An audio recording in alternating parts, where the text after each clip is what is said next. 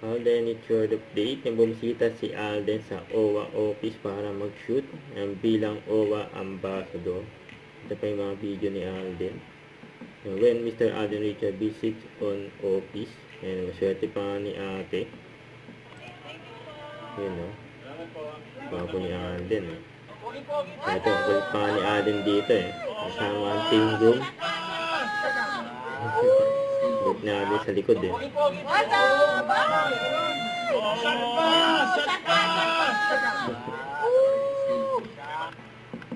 Kaya saya pa nila Alden sa Barbie Fortesa. Hindi sa kasal nila Gerald Napoles at Kim Molina. Nakita naman.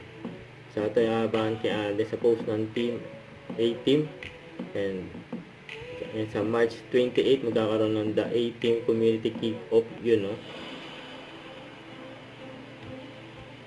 Isang karangalan po talaga na to stand before you here today, and I'm deeply humbled and grateful po to be recognized as one of your most valuable taxpayers of 2025. Siyempre, pinapakita natin yung support natin sa mga campaigns ng BIR by being transparent and paying the rightful taxes.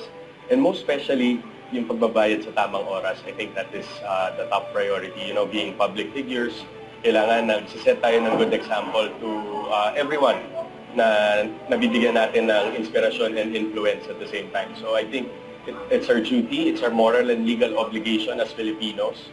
And this is one way of, you know, helping the community for nation building dito sa ating bansa.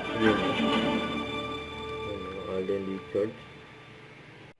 Don't forget to subscribe, click the notification bell for my update. This is Richard in Action Live. Stay tuned for more videos.